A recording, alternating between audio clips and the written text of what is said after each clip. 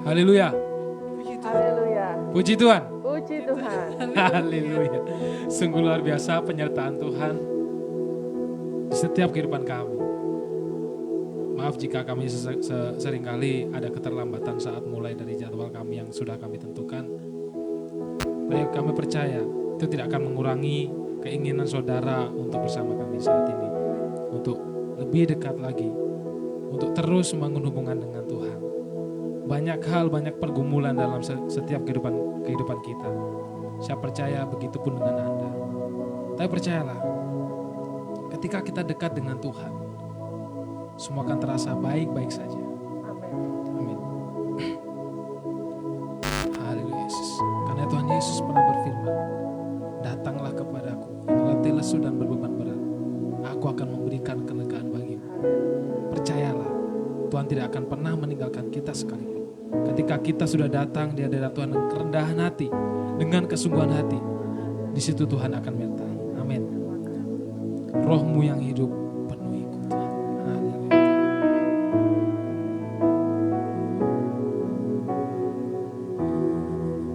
Yesus. Roh-Mu yang hidup penuhiku, mengalir dalamku. Hidup oleh anugerah-Mu yang menyertaiku. Ku buka hati untuk jamahan-Mu, berserah penuh di hadirat-Mu. Kau ambil alih seluruh hidupku, di atas-Mu menyembah-Mu. Roh-Mu yang kudus Tuhan.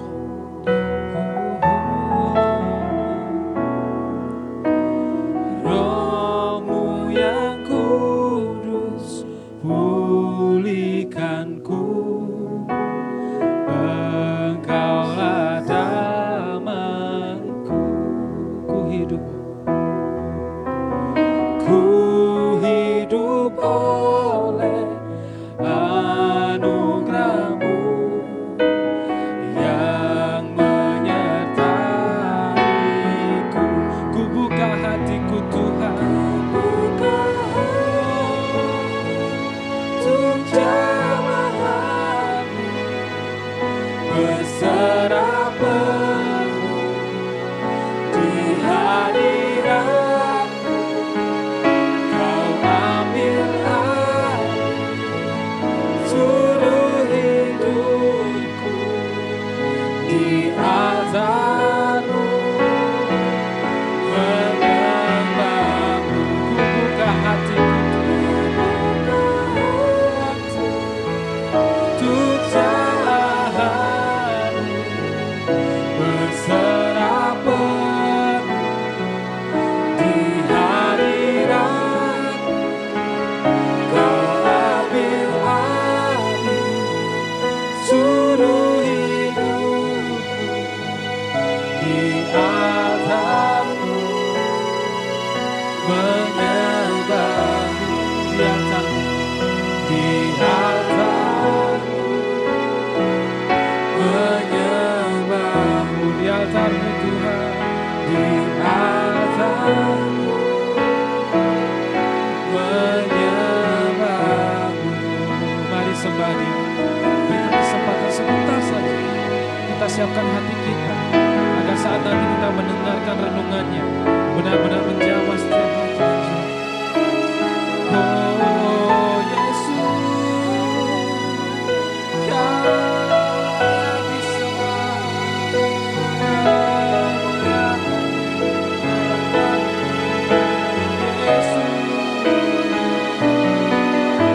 sucikan hati kami, berikan hati kami. Kami hari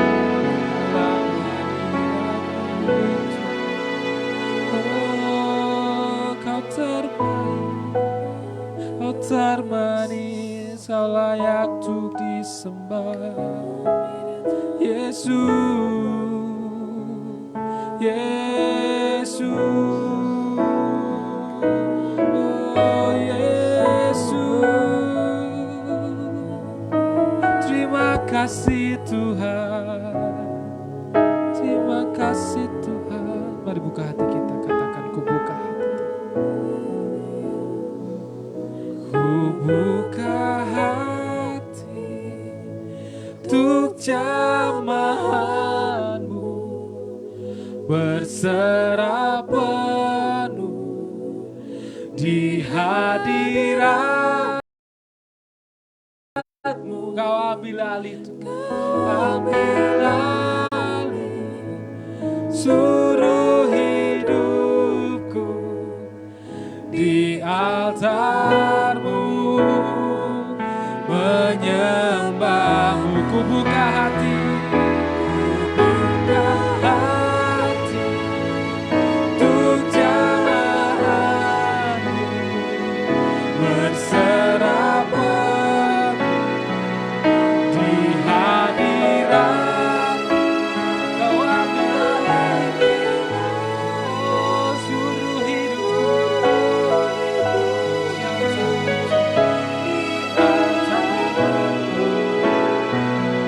menyembahmu di altarmu, di altarmu, menyembahmu di altarmu, di altarmu, menyembahmu. Terima kasih Tuhan. Mari berdoa bersama saya. Kita bersama-sama kita akan siapkan hati kita untuk mendengarkan firman Tuhan. Terima kasih Yesus, terima kasih Bapa kami yang hidup. Kau sudah berikan kesempatan kami saat ini untuk kembali merasakan dan menikmati hadirat-Mu Tuhan. Dimanapun kami berada Tuhan, saat kami siap, saat kami dengan hati bersyukur dan dengan kerendahan hati kami hadir datang di hadirat-Mu Tuhan. Di depan kemuliaan-Mu Tuhan. Kami percaya Kau akan jamah setiap kami Tuhan. Sebentar lagi kami akan mendengarkan firman-Mu Tuhan. Kami akan mendengarkan renungan-Mu Tuhan. Kau jamah, Kau siapkan setiap hati kami Tuhan. Supaya apa yang kami dengar bisa kami terapkan, kami pakai dalam setiap firman kami Tuhan. Dan hamba-Mu yang akan menyampaikan, kiranya Kau pakai Tuhan. Kau pakai penuh dengan kuasa Roh-Mu Tuhan. Kami percaya semua dalam tangan kuasa-Mu Yesus. Haleluya, haleluya. Amin.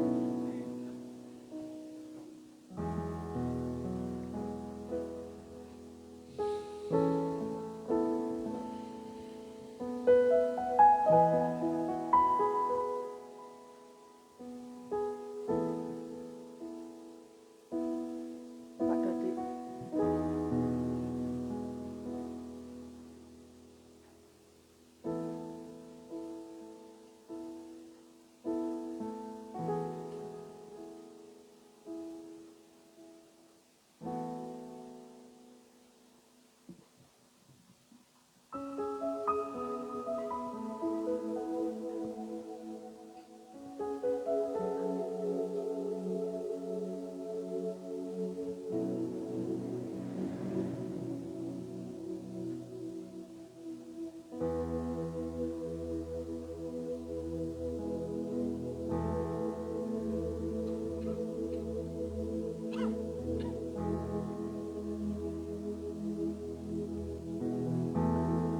Haleluya, puji Tuhan.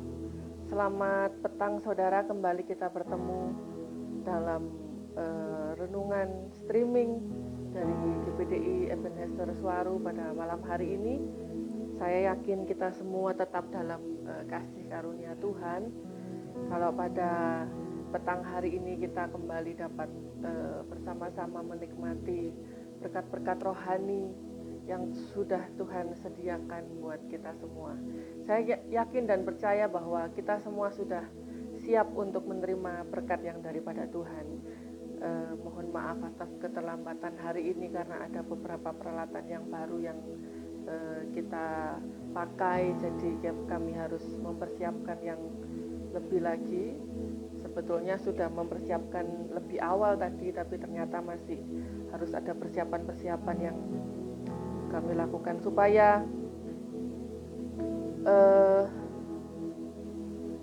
kita mengikuti streaming ini lebih nyaman ya, puji Tuhan.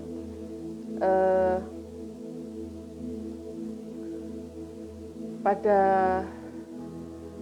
kesempatan malam hari ini, saya akan sharing tentang kebenaran firman Tuhan dengan tema kerendahan hati di hadapan kemuliaannya.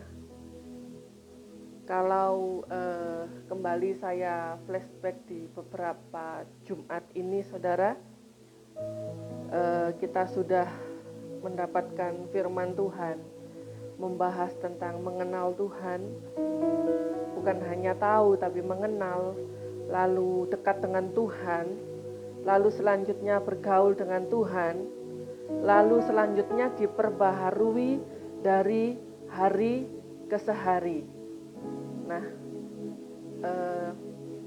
malam hari ini kita akan beranjak jauh lebih dalam, saudara, tentang hubungan kita dengan Tuhan, tentang sikap kita di hadapan Tuhan, sikap yang berkenan di hadapan Tuhan.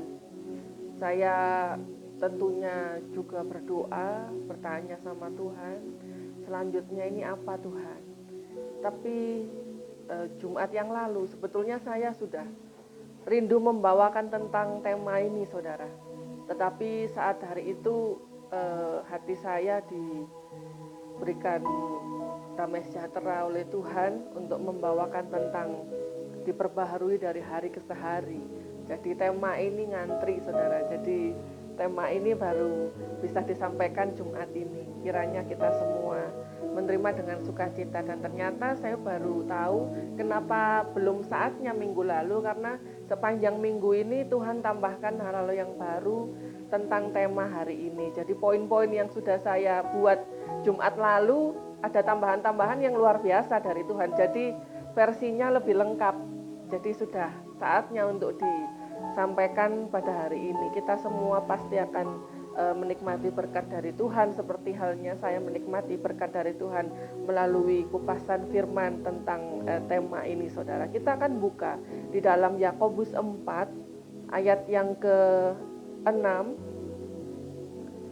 sampai yang ke-10. Saya beri waktu untuk saudara membuka Alkitab saudara di rumah saudara masing-masing. Yakobus 4 ayat yang ke-6 sampai yang ke-10 akan saya bacakan. Tetapi kasih karunia yang dianugerahkannya kepada kita lebih besar daripada itu. Karena itu ia katakan, Allah menentang orang yang congkak, tetapi mengasihani orang yang rendah hati. Karena itu tunduklah kepada Allah dan lawanlah iblis, maka ia akan lari daripadamu. Mendekatlah kepada Allah dan ia akan mendekat kepadamu. Tahirkanlah tanganmu, hai kamu orang-orang berdosa, dan sucikanlah hatimu, hai kamu yang mendua hati. Sadarilah kemalanganmu, berdukacita dan merataplah. Hendaklah tawamu kamu ganti dengan ratap, dan sukacitamu dengan dukacita. Rendahkanlah dirimu di hadapan Tuhan, dan Ia akan meninggikan kamu. Amin, puji Tuhan. Rendahkanlah dirimu di hadapan Tuhan, dan Ia akan meninggikan kamu. Ayat emas saya di memasuki tahun ini, saudara, sedikit mirip, saudara ya. Rendahkanlah dirimu di bawah tangan yang kuat, dan Dia akan meninggikan kamu pada waktunya. Hampir-hampir mirip, saudara. Intinya tentang merendahkan diri. Jadi saya waktu itu juga tidak paham maksudnya itu, apakah menurut Tuhan ini saya masih punya banyak keangkuhan, kesombongan, yang mana saya harus lebih belajar lagi merendahkan hati di hadapan Tuhan. Tapi di situ saya menerima firman Tuhan, dan firman Tuhan ya dan amin. Di saat kita lakukan itu dan kita mau rela merendahkan diri di hadapan Tuhan, Tuhan meninggikan kita pada waktunya. Tanpa kita minta, tanpa kita rancang, tanpa kita tuntut kepada siapapun. Kalau memang sudah waktunya Tuhan, Tuhan yang akan mengerjakan buat kita. Satu hal yang pasti, kita harus melakukan firman Tuhan terlebih dahulu. Baru janji Tuhan tanpa harus kita tagih, pasti digenapi. Karena dia Tuhan, dia tidak akan pernah mengingkari janjinya. Jadi saudara, kita tidak perlu menagih-nagih janji Tuhan. Engkau sudah berjanji Tuhan, engkau sudah berjanji Tuhan. Kalau belum dinyatakan, itu berarti belum waktunya. Berarti ada hal yang harus kita bereskan dulu. Kalau sudah, pada waktu Tuhan yang tepat Tuhan akan nyatakan. Dan ini saudara, kita akan bahas pada malam hari ini di ayat yang ke-8. Di situ mengingatkan kita sebagai orang-orang berdosa agar kita terus mendekat kepada Tuhan. Mendekatlah kepada Allah dan Ia akan mendekat kepadamu. Tahirkanlah tanganmu, hai orang-orang berdosa. Dan ini sangat relevan dengan pembahasan kita beberapa Jumat ini saudara, tentang hidup dekat dengan Tuhan, hidup bergaul dengan Tuhan, dan diperbaharui oleh Roh Tuhan dari hari ke hari. Saudara ingat, di saat kita dekat dengan Tuhan, saat kita berhadapan dengan Tuhan dalam hadirat Tuhan, ingatlah selalu supaya sikap kita selalu merendahkan hati di hadapan Tuhan. Saya sudah beberapa Jumat bawakan tentang dekat dengan Tuhan, dekat dengan Tuhan, dekat dengan Tuhan. Saat ini saya mau lebih detail lagi saudara. Di saat kita dekat dengan Tuhan, menghampiri hadirat Tuhan, kita harus datang dengan sikap hati yang benar di hadapan Tuhan. Sikap hati yang benar itu yang bagaimana? Firman Tuhan katakan, mendekatlah, hai kamu orang-orang berdosa. Sadarilah bahwa kita adalah orang-orang berdosa. Kalaupun kita saat ini sudah melakukan firman dengan kekuatan kuasa Roh Kudus, itu bukan effort kita, itu bukan hasil jeripayah kita, maka kita bisa melakukan firman, maka kita bisa berjalan sesuai dengan kehendak Tuhan. Bukan. Kalaupun itu sudah bisa kita lakukan, itu hanya anugerah Tuhan saja, karena Roh Kudus yang memampukan kita. Tidak ada yang boleh datang di hadapan Tuhan dengan hati yang congkak, dengan hati yang sombong di hadapan Tuhan. Seperti orang Farisi dan pemungut cukai dalam perumpamaannya. Di situ sangat jelas Tuhan gambarkan saudara ya, di dalam Lukas 18 ayat yang ke-9 sampai 14. Di situ ada satu perumpamaan tentang orang pemungut cukai dan orang Farisi. Yang mana yang dibenarkan oleh Tuhan? Yaitu pemungut cukai. Kok bisa? Padahal kalau secara logika, kalau zaman sekarang kita melihat pasti yang dibenarkan oleh Tuhan orang Farisi dong. Mereka katakan mereka sudah melakukan firman. Mereka sudah rajin ke bait Tuhan untuk berdoa. Mereka bahkan berpuasa. Mereka katakan aku tidak melakukan dosa ini dan itu. Sulit buat saya untuk move on dari perumpamaan ini saudara. Ini diawali dari beberapa Rabu yang lalu di saat Ibu Yuli membawakan tentang perumpamaan ini saudara. Dan sejak itu sampai sekarang saya masih saja merenungkan tentang perumpamaan ini saudara. Padahal mungkin sudah sekitar 1 bulan atau 1,5 bulan yang lalu Ibu Yuli bawakan tentang hal ini. Tapi ini masih jadi perenungan saya tentang bagaimana sikap yang berkenan di hadapan Tuhan. Karena di masa yang sekarang ini tentunya secara logika orang yang berkenan di hadapan Tuhan, yang dibenarkan Tuhan adalah orang yang melakukan firman. Saya tidak katakan bahwa orang yang berdosa yang tidak melakukan firman itu berkenan, bukan. Maksud saya di sini adalah sikap. Orang-orang Farisi memang mereka berusaha melakukan firman, tapi itu yang mereka bawa di hadapan Tuhan sebagai satu kesombongan di hadapan Tuhan. Dan Tuhan tidak berkenan akan hal itu. Tetapi Tuhan lebih berkenan kepada sikap dari pemungut cukai. Kalau siang ini saudara, saya sharing juga dengan Ibu Yuli tentang hal ini ya, khususnya ayat yang ke-13. Memang sesekali kami di saat chatting gitu ya, tidak membicarakan hal yang tidak penting, tapi seringkali puji Tuhan kami boleh dibawa Tuhan untuk merenungkan berkat-berkat firman Tuhan ya, rema-rema yang Tuhan beri. Di situ saya sedikit membahas yang ini dengan Mbak Yuli saudara ya. Tentunya di khususnya di ayat yang ke-13, bagaimana sikap dari pemungut cukai ini saudara. Dan kalau saya boleh lihat, saya suka melihat perbandingan versi-versi Alkitab. Biasanya saya lihat di Sabda saudara ya, dari versi terjemahan lama bagaimana, terjemahan baru bagaimana, lalu saya juga melihat dalam bahasa Inggrisnya seperti apa, hanya untuk perbandingan karena kadangkala setiap versi itu ada plus minusnya dan kadangkala versi yang lain lebih detail. Dalam hal ini bukan soal kata-katanya saudara, tapi saya melihat di situ di versi yang lain selain bahasa Indonesia terjemahan baru ada satu koma yang tidak saya temukan di terjemahan baru saudara. Contohnya di dalam terjemahan lama ayat yang ke-13 berkata, ya Allah kasihanilah hamba, orang berdosa ini. Tetapi di terjemahan baru enggak saudara, ya Allah kasihanilah aku orang berdosa ini.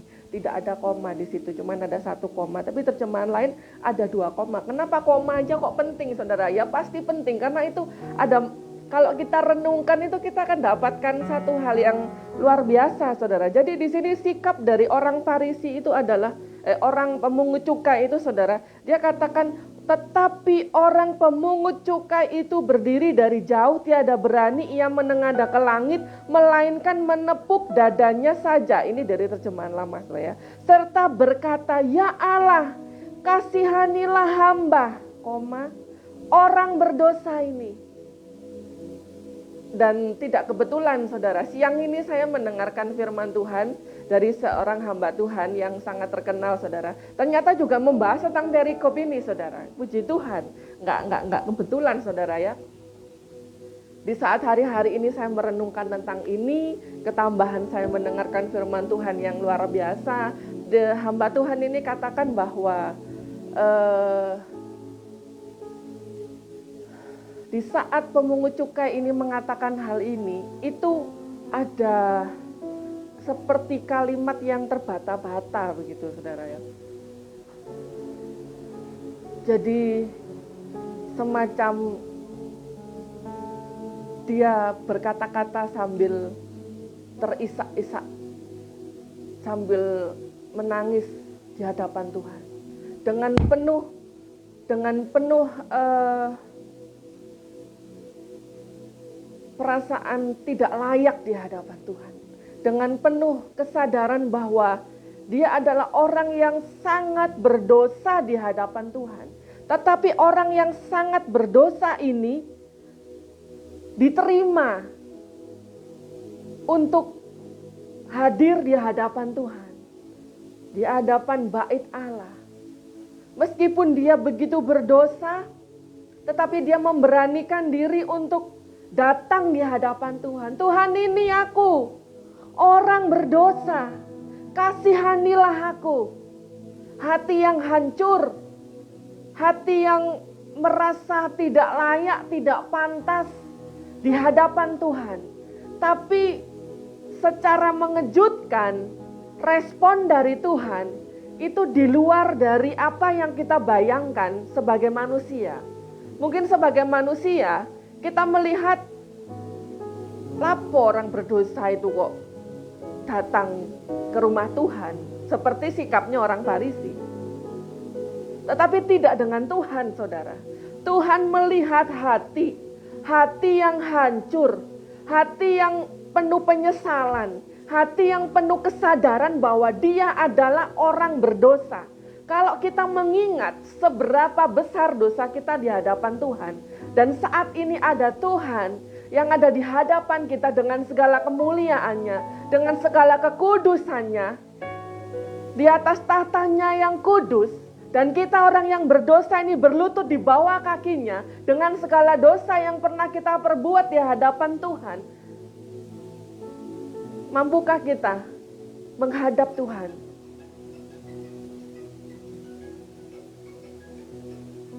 Dengan menghadapkan wajah kita di hadapannya. Mampukah kita? Seperti pemungut cukai ini. Dia katakan, bahkan ia tidak berani menengadah ke langit. Memandang kemuliaan Tuhan aja dia nggak berani, saudara. Karena dia tahu aku orang berdosa. Katakan aku ini sampah. Kok Tuhan itu berkenan, mau, rela memungut aku dari sampah. Seperti itu, saudara. Kita harus memiliki sikap yang seperti itu. Maka dengan begitu, maka Tuhan akan membenarkan kita, melayakkan kita. Jangan kita datang di hadapan Tuhan, mendekat kepada Tuhan, ingin bergaul dengan Tuhan, tetapi dengan kesombongan kita. Ya, aku bisa bergaul dengan Tuhan dong, karena aku sudah melakukan firman. Karena aku sudah baca Alkitab setiap hari loh. Sekarang sudah pasal berapa aku di Matius gitu ya. Aku enggak pernah bolong loh. Aku sudah melakukan ini dan itu. Aku enggak pernah melakukan kejahatan, membunuh, mencuri, enggak pernah. Aku bahkan kamu tahu enggak, seminggu 2 kali aku berpuasa. Sehari 3 kali aku berdoa. Malah Tuhan enggak berkenan dengan sikap yang seperti ini, saudara. Oleh karena itu di saat kita mau dekat dengan Tuhan, di saat kita mau menghampiri tahta kemuliaan Tuhan, jangan pernah kita datang dengan kecongkakan kita, dengan kesombongan kita, tetapi datang di hadapan Tuhan dengan merendahkan hati. Maka firman Tuhan katakan, kepada orang inilah yang dibenarkan oleh Allah.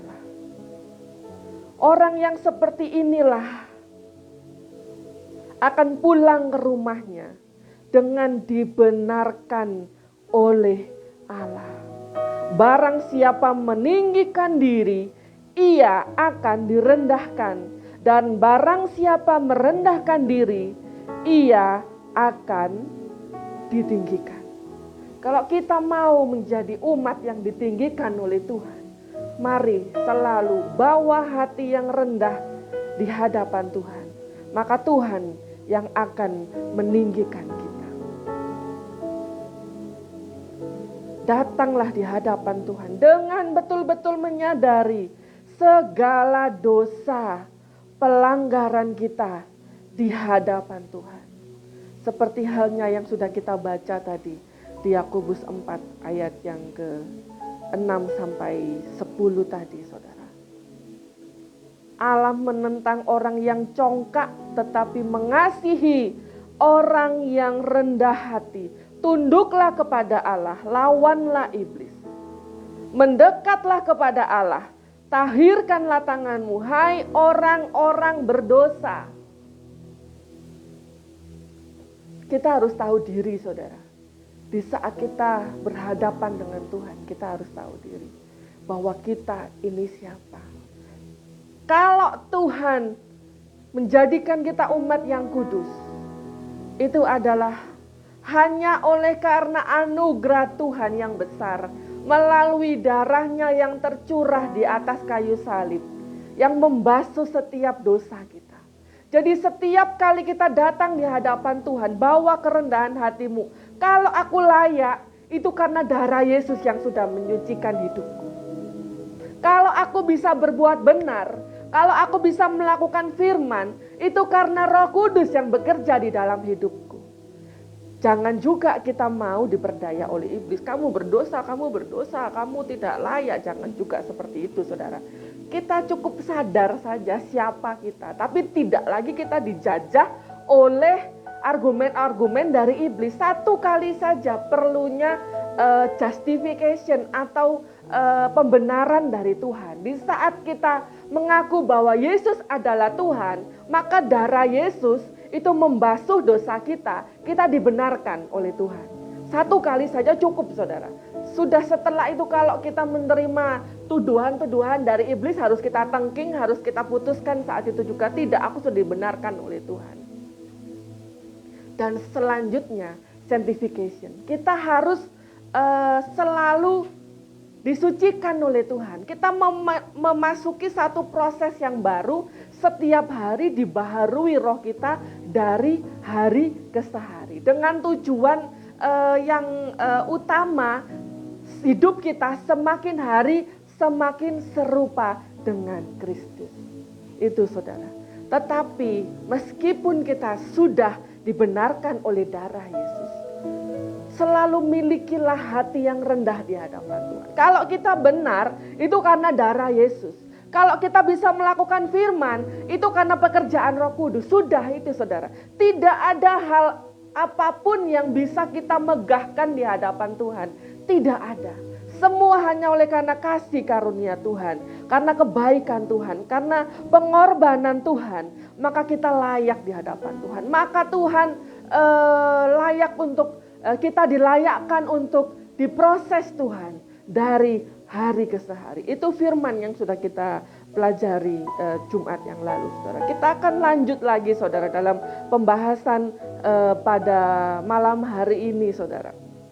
Tentang kerendahan hati di hadapan kemuliaan Tuhan, di dalam hadirat Tuhan, tentang kerendahan hati. Saya sudah katakan tadi, saudara, Tuhan berkenan pada hati yang merendah di hadapannya.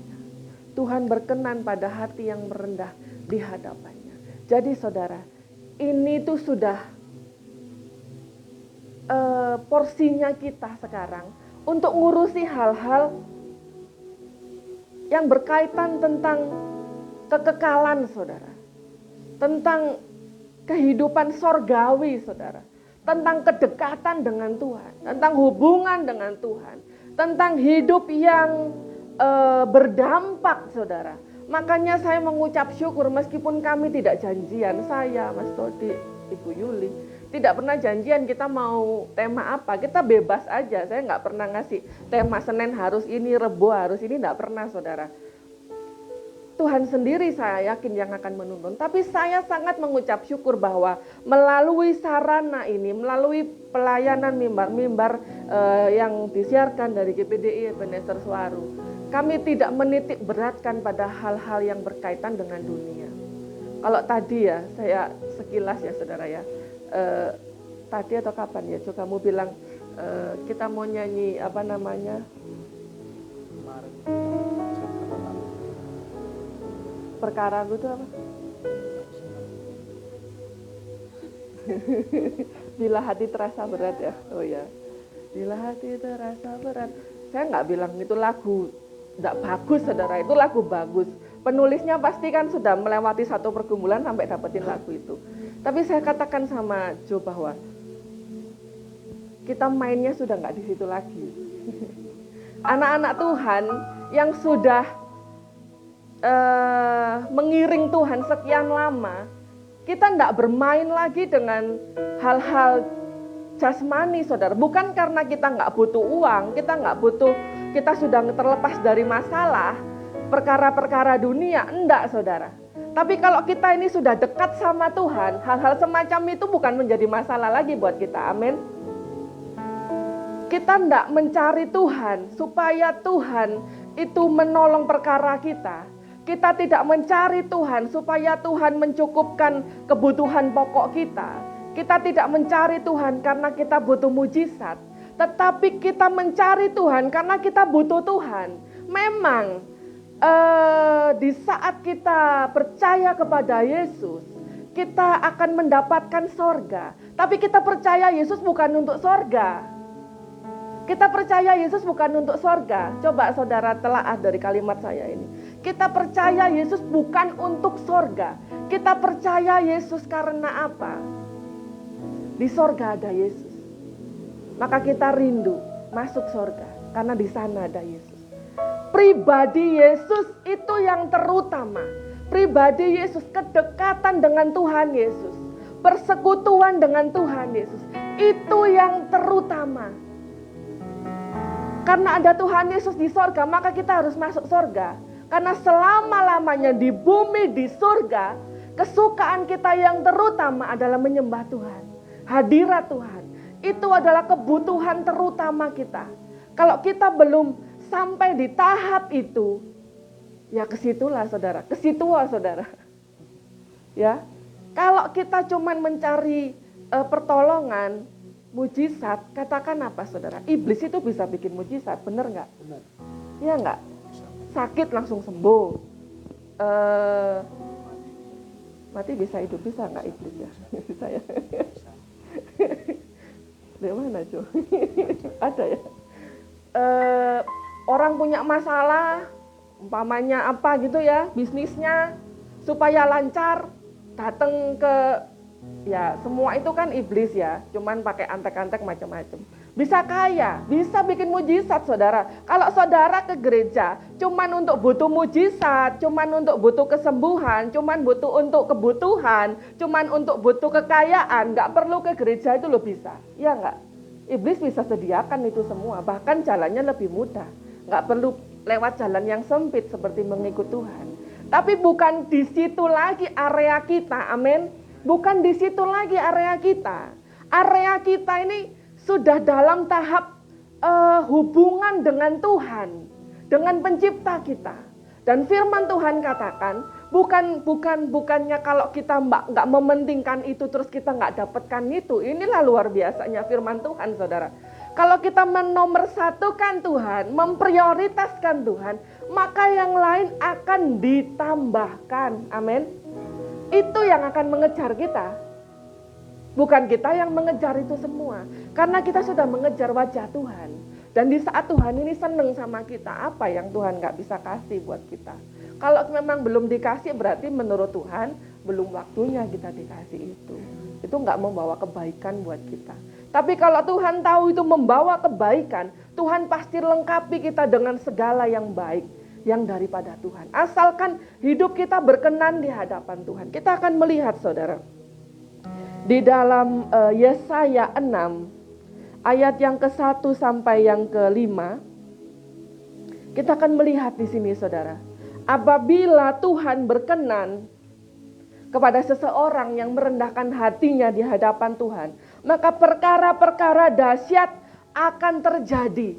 Bila Tuhan hadir dalam hidup umatnya, maka perkara yang dahsyat yang akan terjadi. Bukan yang biasa-biasa, tapi perkara yang dahsyat saudara. Karena beberapa minggu ini saudara, jemaat GPD Ebenezer Suwaru membahas atau mempelajari tentang kitab Matius ya saudara ya. Di situ saya merenungkan satu hal. Sering banget Tuhan Yesus berkata seperti yang tertulis oleh Nabi Yesaya. Sedikit-sedikit kutipan dari nubuatan Nabi Yesaya. Sedikit-sedikit dikatakan kutipan dari Nabi Yesaya. Di situ yang membuat saya ini tergugah saudara. Untuk kembali mempelajari tentang bagaimana Yesaya itu. Sehebat apa Yesaya itu. Lalu pertanyaan selanjutnya, kenapa dia bisa sehebat itu? Di dalam Yesaya 6 ayat yang ke-1 sampai yang ke-5. Dalam tahun matinya Raja Uzia, aku melihat Tuhan duduk di atas tahta yang tinggi dan menjulang. Yesaya 6 ayat 1 sampai yang ke-5. Dan ujung jubahnya memenuhi bait suci. Jadi saudara, Yesaya di sini melihat satu penglihatan. Dia melihat Tuhan duduk di atas tahta yang tinggi dan menjulang. Ujung jubahnya memenuhi bait suci. Tentunya begitu besar dan luar biasa yang dilihat oleh Nabi Yesaya ini saudara. Yang diperlihatkan Tuhan kepadanya. Ayat yang kedua. Para serafim berdiri di sebelah atasnya. Masing-masing mempunyai 6 sayap. 2 sayap dipakai untuk menutupi muka mereka. 2 sayap dipakai untuk menutupi kaki mereka. Dan 2 sayap dipakai untuk melayang-layang. Ayat yang ketiga. Dan mereka berseru seorang kepada seorang katanya, Kudus, kudus, kuduslah Tuhan semesta alam. seluruh bumi penuh kemuliaannya. Maka bergoyanglah atas ambang pintu disebabkan suara orang yang berseru itu. Dan rumah itu pun penuhlah dengan asap. Ayat yang kelima. Lalu kataku, celakalah aku binasa. Sebab aku ini seorang yang najis bibir. Dan aku tinggal di tengah-tengah bangsa yang najis bibir. Namun mataku telah melihat Sang Raja, yakni Tuhan semesta alam. Kita sampai di ayat itu dulu, saudara. Seorang nabi yang luar biasa. Di saat dia berhadapan dengan tahta kemuliaan Tuhan, bagaimanakah sikapnya di hadapan Tuhan? Dia tidak mengatakan bahwa ini aku, nabi yang besar. Ini aku, hamba yang kau utus, yang luar biasa gitu ya. Enggak, saudara. Aku sudah melakukan ini dan itu. Aku sudah mengerjakan ini dan itu. Enggak, saudara. Tetapi di saat ada di hadapan tahta kemuliaan Tuhan, saat Tuhan menampakkan diri di hadapannya dengan satu penglihatan di hadapan Nabi Yesaya, ayat yang kelima dikatakan, celakalah aku binasa, sebab aku ini orang yang najis bibir. Dia merasa tidak layak berada di hadapan tahta kemuliaan Tuhan. Satu sikap yang sangat disukai oleh Tuhan. Satu sikap yang benar di hadapan Tuhan. Meskipun dia seorang nabi yang begitu luar biasa pada zamannya, saudara. Tetapi dia memiliki kerendahan hati di hadapan Tuhan. Ini satu hal yang kita patut contoh, saudara. Kalau Nabi Yesaya saja, yang nanti akan saya beberkan bagaimana luar biasanya dia. Itu merendahkan dirinya di hadapan Tuhan. Lah, kita ini siapa? Mau sombong di hadapan Tuhan. Kita ini siapa? Gak ada 1% dari Nabi, saya rasa. Kita ini siapa di hadapan Tuhan? Kalau Nabi saja merasa tidak layak berdiri di hadapan tahta kemuliaan Tuhan, apalagi kita, saudara, yang setiap saat itu masih saja perlu diingatkan tentang firman Tuhan. Untuk berdoa aja kita kadang masih diingatkan, masih diajak-ajak, masih didorong-dorong. Untuk membaca firman kita juga kadang masih diingatkan. Itu kita mau congkak di hadapan Tuhan bahwa saya itu benar, saya tidak melakukan dosa ini dan itu. Saya sudah rajin melayani Tuhan, berpuasa, berdoa, membaca firman dan lain-lain. Tuhan muak dengan sikap-sikap orang-orang yang seperti itu, saudara. Tetapi Tuhan sangat menghargai, sangat mengasihi, sangat berkenan kepada orang-orang yang memiliki hati yang rendah di hadapannya. Tuhan sangat-sangat berkenan, menyukai sikap yang seperti ini. Miliki sikap yang seperti ini, saudara.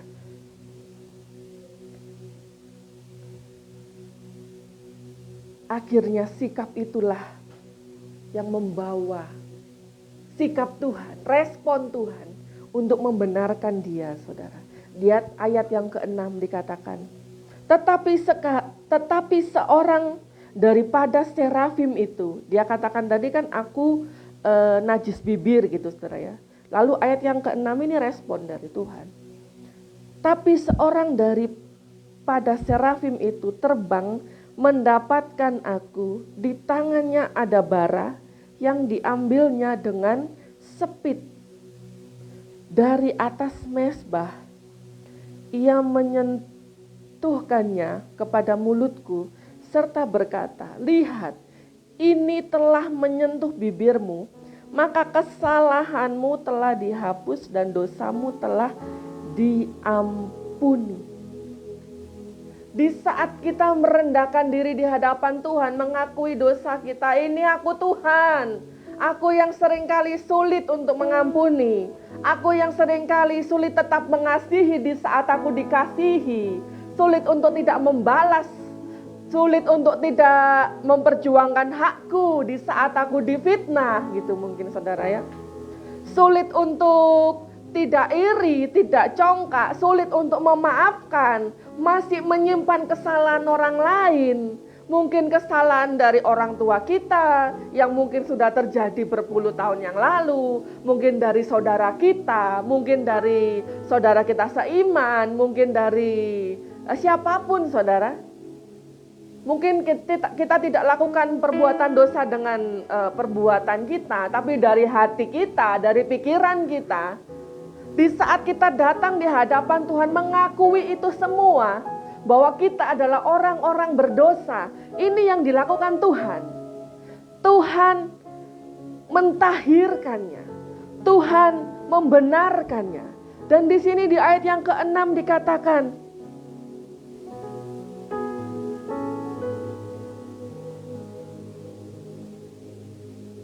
ayat yang ke-7, lihat, ini telah menyentuh bibirmu, maka kesalahanmu telah dihapus dan dosamu telah diampuni. Tidak mungkin Tuhan mengampuni kita kalau kita nggak merendahkan hati di hadapan Tuhan, mengakui segala dosa kita di hadapan Tuhan. Harus kita yang terlebih dahulu merendahkan hati, baru pengampunan itu hadir, pemulihan itu hadir. Ini yang terjadi saudara. Dan kita akan melihat begitu luar biasanya di ayat yang ke-8. Lalu aku mendengar suara Tuhan berkata, siapakah yang akan kuutus? Dan siapakah yang mau pergi untuk aku? Maka sahutku, ini aku, utuslah aku. Saudara tahu, ini merupakan satu fase yang luar biasa besar dalam sejarah firman Tuhan tentang proses yang dialami oleh Nabi Yesaya. Judulnya perikop ini aja, Yesaya mendapat panggilan Allah. Saudara tahu, sejak dari saat itu Yesaya dipakai Tuhan untuk menyatakan nubuat-nubuat yang luar biasa. Saudara tahu, dari pasal 6 sampai habisnya pasalnya Yesaya ini adalah sampai berapa? 60 berapa? Yesaya habisnya 66. Dari pasal 6 sampai 66, nggak usah diartikan macam-macam ya. Itu Yesaya tidak berhenti bernubuat, dipakai Tuhan dengan luar biasa. Kalau saya pelajari dari Wikipedia, saudara ya, karena dia itu tahu segalanya ya. Di situ tertulis sekurang-kurangnya Yesaya itu bernubuat 40 tahun. Sejak dia diutus oleh Tuhan. Di ayat ini. Begitu luar biasanya. Itu adalah hal-hal luar biasa yang Tuhan kerjakan dalam hidup Yesaya, saudara. Kitab Yesaya dianggap sebagai kitab nubuatan yang terbesar dalam kitab perjanjian lama, saudara. Dari semua nabi-nabi Israel, Yesaya lah yang paling memahami, yang dianggap paling memahami pikiran Allah dan rencana Allah. Makanya dia bisa menyatakan kalimat-kalimat nubuatan tentang kedatangan Tuhan Yesus, tentang penyaliban Tuhan Yesus. Anak domba itu akan disembeli secara detail, saudara. Dan dia memakai bahasa yang masih relevan untuk bisa dipahami dengan mudah di saat zaman perjanjian baru, saudara. Luar biasa bahwa Yesaya itu sekitar tahun 740 sebelum Masehi, saudara. Ada begitu lamanya jarak antara di saat Yesaya hidup sampai zamannya Tuhan Yesus hadir, saudara. Tetapi kalimat-kalimat nubuatan yang dipakai oleh Yesaya itu masih sangat relevan dengan rentang waktu yang begitu lama. Kalau mungkin zaman 80-an aja kalimat-kalimatnya dipakai zaman now, ini rasanya sudah aneh kan? Kayak nggak biasa gitu. Begitu luar biasanya nubuatan Tuhan yang dinyatakan lewat Nabi Yesaya ini, saudara. Dan nubuatan Yesaya ini dikutip sekitar 21 kali dalam terjemahan baru, saudara. Dalam perjanjian baru, saudara, maaf. Dalam kitab perjanjian baru, saudara. Begitu seringnya nubuatan Yesaya ini dikutip, saudara. Jadi hal-hal itu terjadi diawali dari apa? Diawali dari pertemuan Yesaya dengan Tuhan di hadapan tahta kemuliaan Tuhan. Dan Yesaya merendahkan hati di hadapan Tuhan. Dan Tuhan berkenan. Di saat Tuhan berkenan menemui kita, benar-benar berkenan loh ini saudara, berkenan menemui kita, hadirat Tuhan kita rasakan, kita merasakan suasana sorgawi, kita benar-benar merasakan Tuhan itu mau kita temui. Kan ada bedanya ya, di saat kita doa itu flat gitu, nggak rasa apa-apa, dengan kita berdoa merasa hadirat Tuhan itu beda nggak? Kalau hadirat Tuhan rasa itu rasanya 1 jam sebentar, ya kan? Setengah jam sebentar, tisu gitu sudah berlapis-lapis habis sudah nggak terasa. Tapi kalau nggak ada hadirat Tuhan, Tuhan nggak berkenan, rasanya 10 menit aja udah krik gitu. 5 menit berdoa gitu, cuman laporan selesai. Ada perbedaannya kan saudara. Ini benar-benar dalam satu penglihatan Tuhan menemui Yesaya.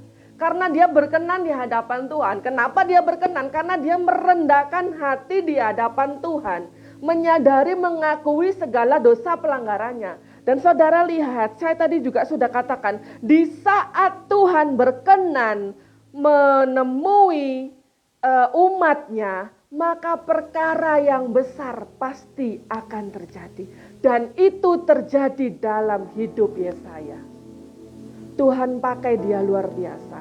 Setelah ada berjumpaan dengan hadirat Tuhan, bertemu dengan Tuhan dalam satu penglihatan, Tuhan berkenan, Tuhan membenarkan dia, Tuhan membasuh segala dosanya. Dan dikatakan dalam ayat Yesaya 6 ayat yang ke-7 tadi ya saudara, Tuhan sudah melayakkan dia dari segala dosanya. Di ayat yang ke-8, Tuhan mengutus dia untuk dipakai sebagai alat Tuhan yang luar biasa. Mari kita bawa hati yang selalu rendah di hadapan Tuhan. Apabila Tuhan berkenan, Tuhan gak akan pakai kita biasa-biasa. Amin. Katakan buat kanan kirimu, Tuhan akan pakai kamu luar biasa. Dengan penuh iman, katakan. Amin. Ini masih belum, nanti akan lebih lagi luar biasa. Amin. Kita masih berproses, sama-sama berproses. Amin Semi, jangan ngantuk loh Sem. Puji Tuhan, hari ini kita didampingi oleh Master of Sound System dan Multimedia. Semi berkenan hadir di antara kita. Setiap streaming ya Sem, amin. Ya puji Tuhan. Biarlah kita selalu membawa hati yang rendah di hadapan Tuhan. Supaya Tuhan berkenan terhadap kehidupan kita. Bila kita sudah berkenan di hadapan Tuhan, maka hal-hal yang luar biasa yang Tuhan akan kerjakan bagi saudara dan saya. Demikian streaming pada malam hari ini. Kiranya kita semua diberkati oleh Tuhan.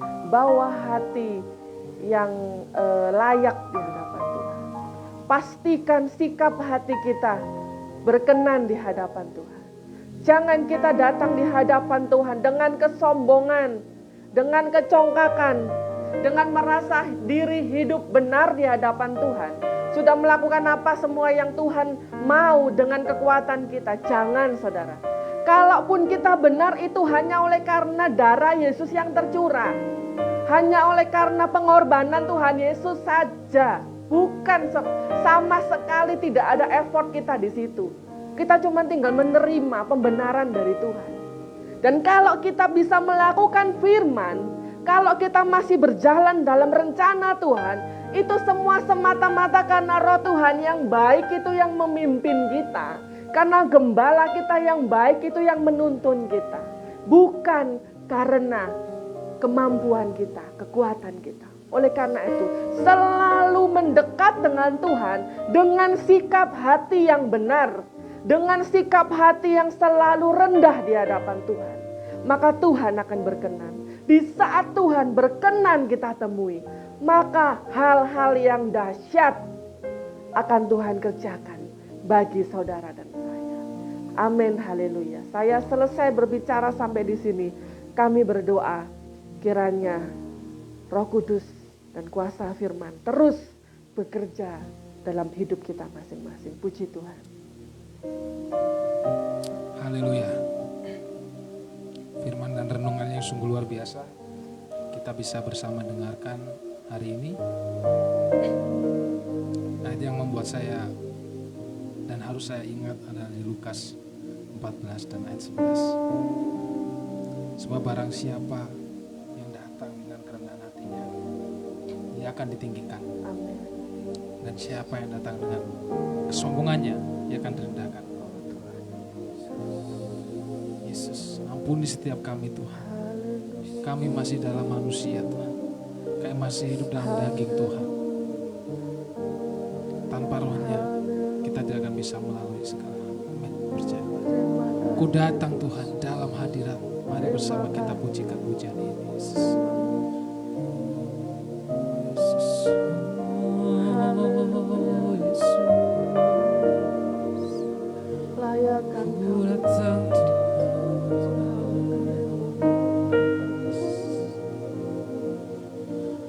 Ku datang Tuhan dalam hadirat-Mu,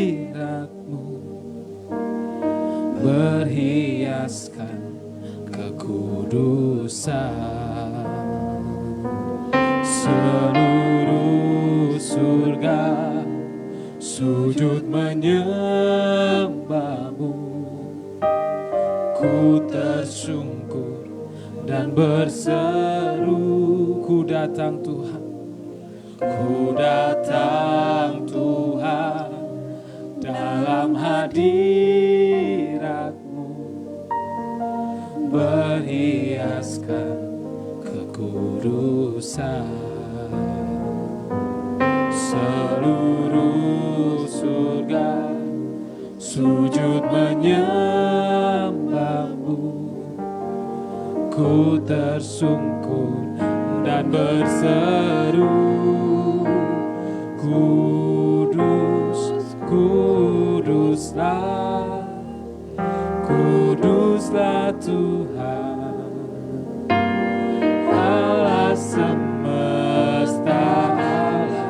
Kudus, kudus, kudus, kuduslah, kuduslah Tuhan, surga bumi menyembah.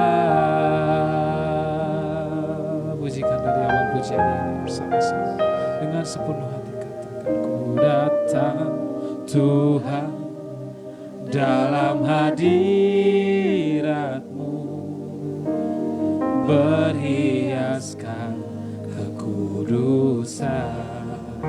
Yesus, kami orang berdosa, sujud menyembah-Mu.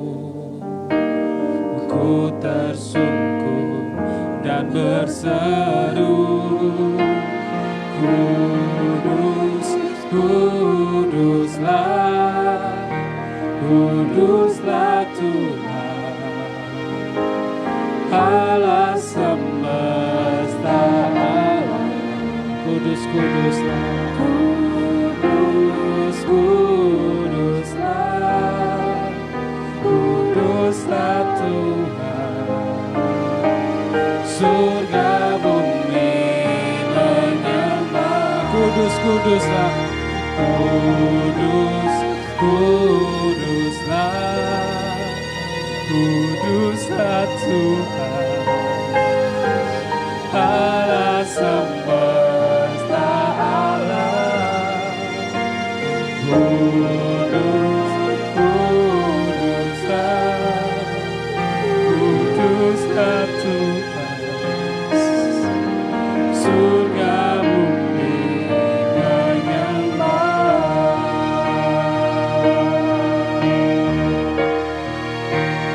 Kemuliaan bagi-Mu Tuhan, kemuliaan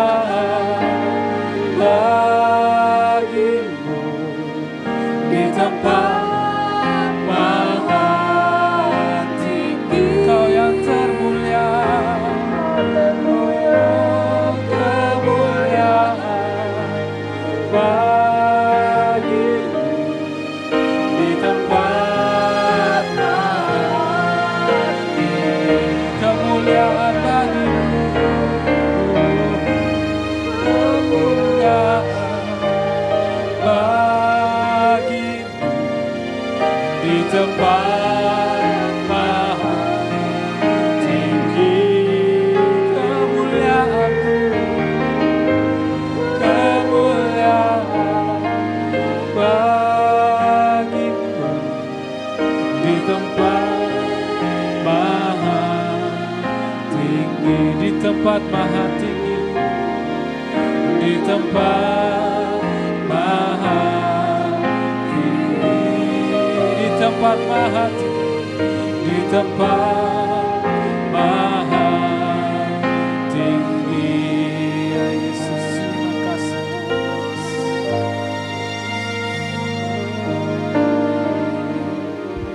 Di dalam Ayub 42 ayat yang ke-5 sampai 6 dikatakan, hanya dari kata orang saja aku mendengar tentang engkau, tetapi sekarang mataku sendiri memandang engkau.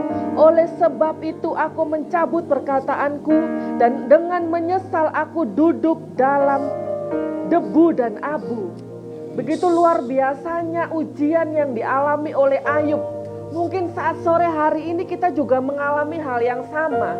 Sungguh bertubi-tubi hal yang Tuhan izinkan terjadi untuk menguji iman kita di hadapan Tuhan. Titik tolak Ayub adalah, titik balik keadaan Ayub adalah di saat dia dengan matanya sendiri memandang Tuhan. Di saat Ayub bertemu dengan Tuhan dan dia merendahkan dirinya di hadapan Tuhan, maka disitulah Tuhan memulihkan keadaan Ayub.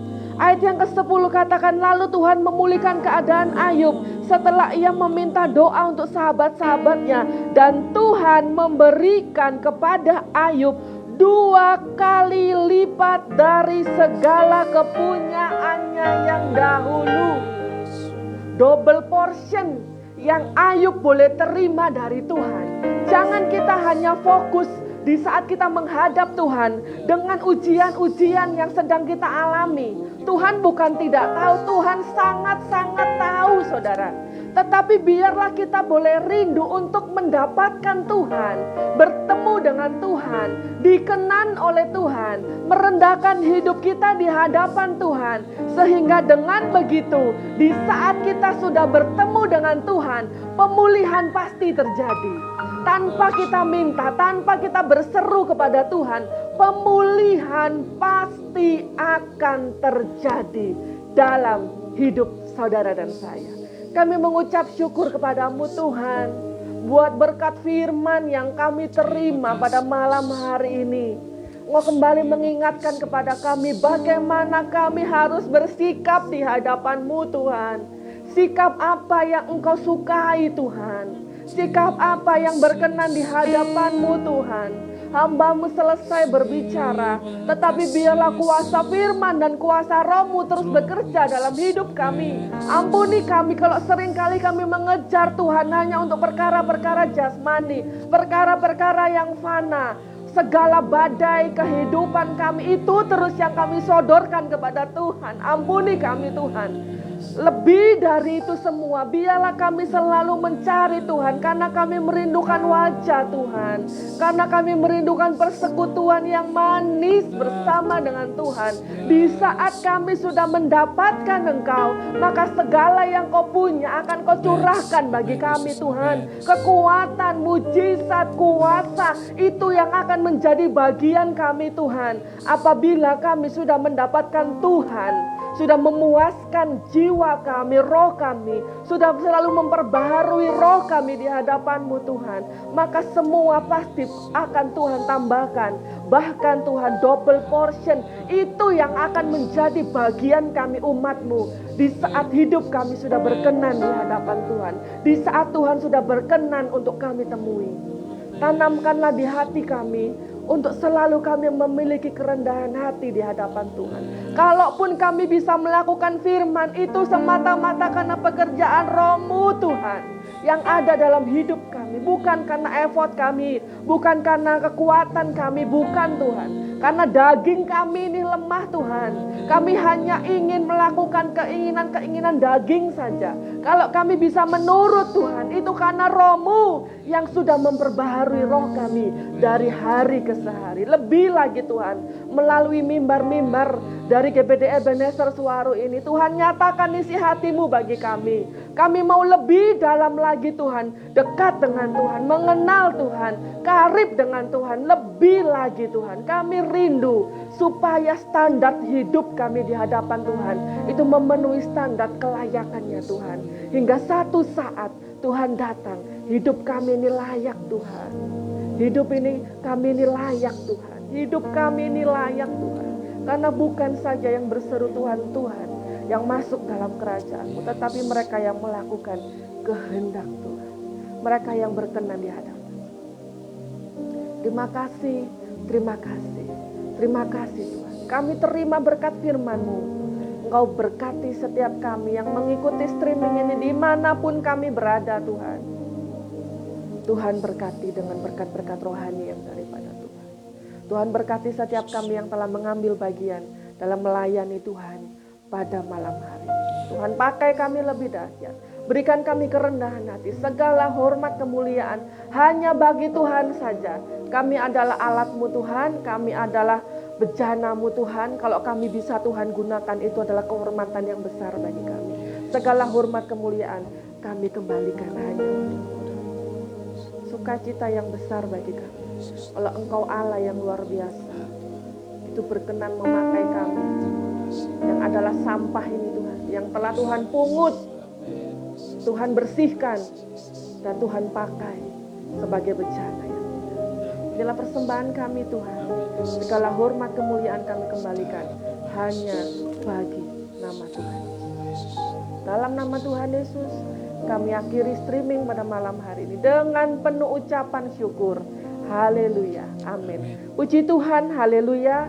Kami akhiri ibadah streaming dari GBDI Ebenezer Suwaru Malang Selatan pada malam hari ini. Kita akan bertemu di hari Minggu dalam ibadah raya jam 7 sampai selesai. Hari Senin, Rabu, dan Jumat depan jam 6 sampai selesai dalam ibadah-ibadah streaming yang selanjutnya. Tetap semangat di dalam Tuhan. Tuhan Yesus sayang kita semua. Immanuel, Tuhan beserta kita. Haleluya.